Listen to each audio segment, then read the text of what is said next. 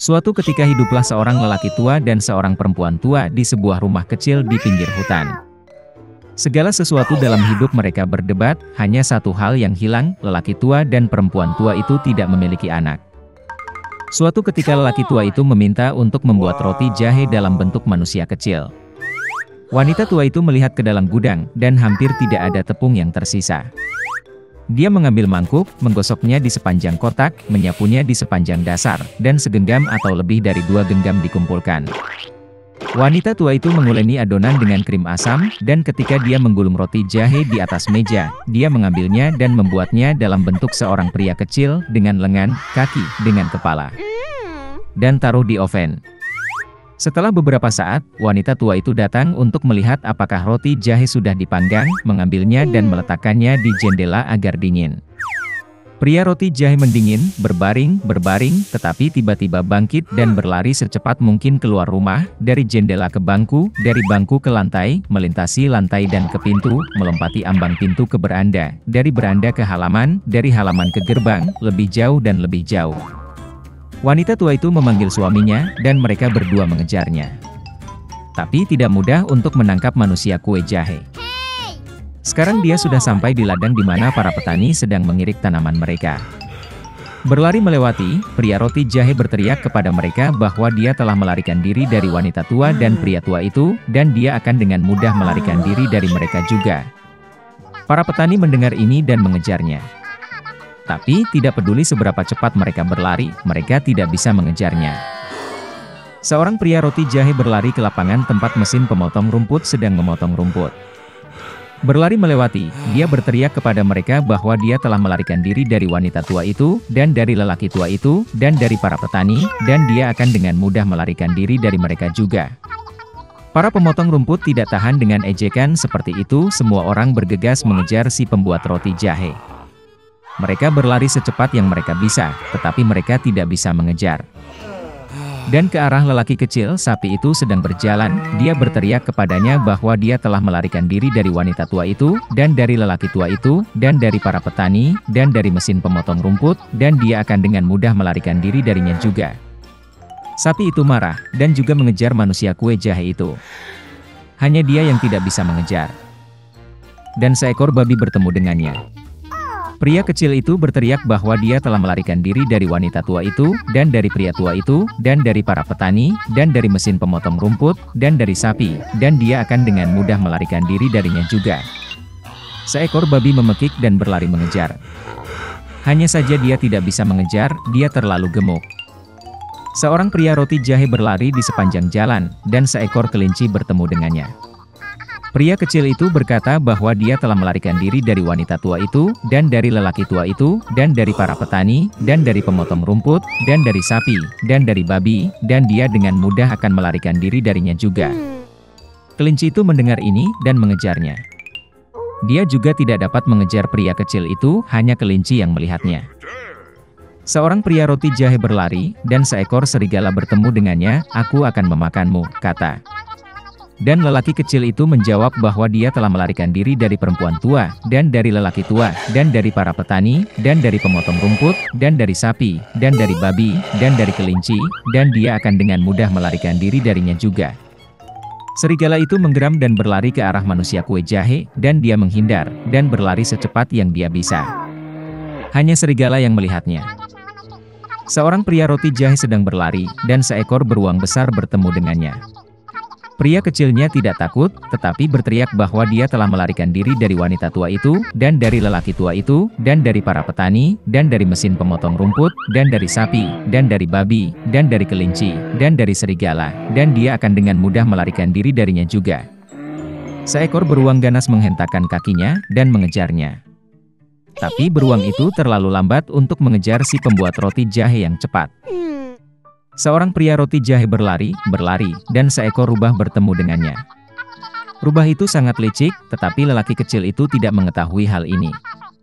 Oleh karena itu, karena kebiasaan, dia mulai berteriak bahwa dia telah melarikan diri dari wanita tua, dan dari lelaki tua, dan dari para petani, dan dari pemotong rumput, dan dari sapi, dan dari babi, dan dari kelinci, dan dari serigala, dan dari beruang, yang artinya dia akan dengan mudah lari darinya juga. Rubah mendengarkan sampai akhir, dan berkata bahwa dia sangat tua, tidak mendengar apapun. Dia mendekati pria kecil itu dan memintanya untuk mengulanginya.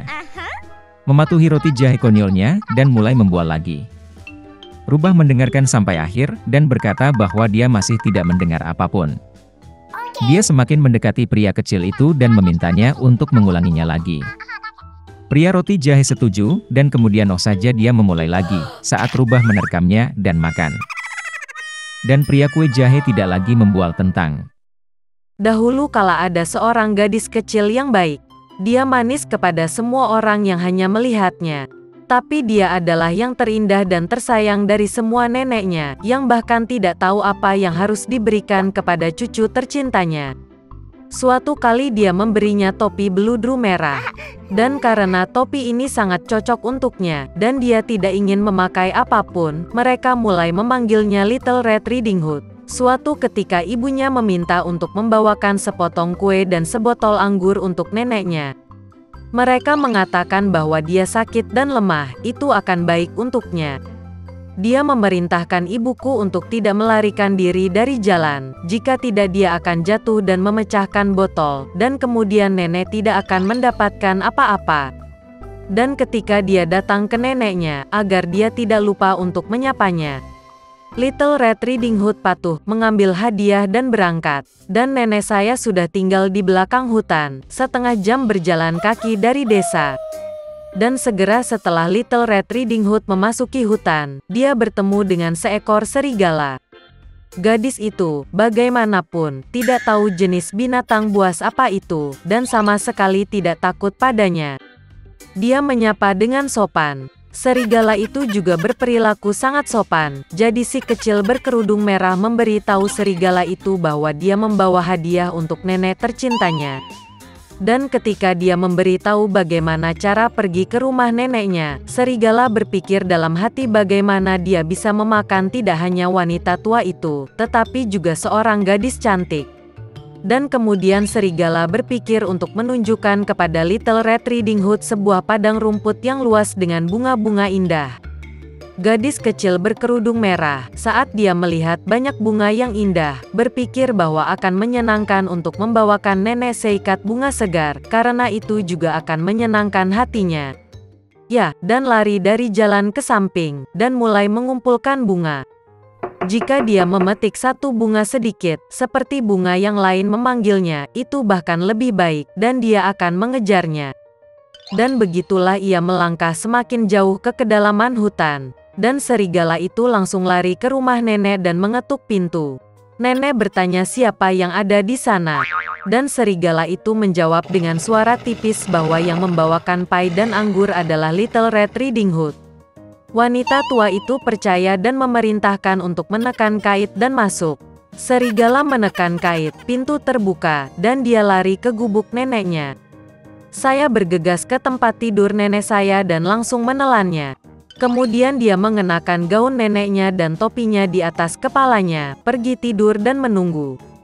Sementara itu, gadis berkerudung merah berlari dan mengejar bunga, dan ketika dia mengumpulkan sebanyak mungkin yang dia bisa bawa, dia teringat kembali tentang neneknya dan pergi ke rumahnya.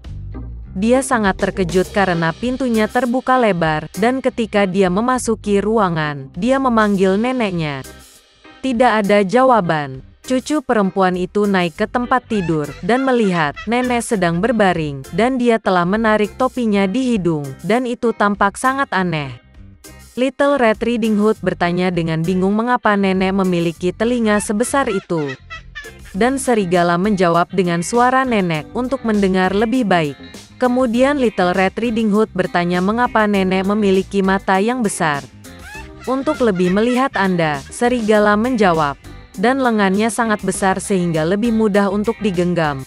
Dan ketika Little Red Riding Hood melihat mulut serigala dan hanya bertanya mengapa nenek memiliki mulut yang begitu besar, serigala itu menerkamnya, berteriak, agar aku bisa memakanmu. Dan bagaimana dia melompat keluar dari bawah selimut dan menelan gadis malang itu. Setelah merasa muak dengan cara ini, serigala kembali tertidur, dan mulai mendengkur sebanyak yang dia bisa. Saat itu seorang pemburu sedang lewat di depan rumah nenek, mendengar dengkuran dan bertanya-tanya apakah telah terjadi sesuatu pada wanita tua itu sehingga dia mendengkur begitu. Dia memasuki rumah, pergi ke tempat tidur dan melihat bahwa serigala sedang tidur di sana.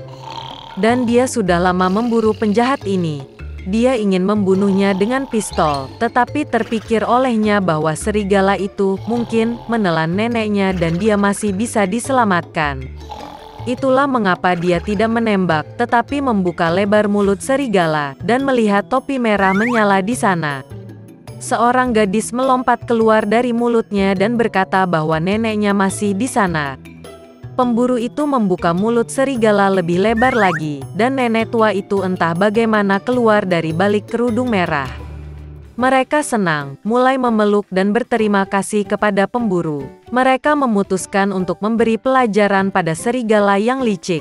Mereka membawa batu-batu besar secepat mungkin, memasukkannya ke dalam mulut dan perut serigala, dan membawanya ke halaman. Dan ketika serigala bangun, dia melihat pemburu, dan hendak melarikan diri, tetapi tidak dapat menahan beban batu, dan jatuh ke tanah. Ini menyenangkan ketiganya, sementara serigala bangkit dan hampir tidak menyeret perutnya yang berat ke dalam hutan yang gelap. Mereka tidak pernah melihatnya lagi. Beginilah cara mereka memberi pelajaran pada serigala yang licik, dan Little Red Riding Hood memutuskan bahwa dia tidak akan pernah lagi melanggar perintah ibu.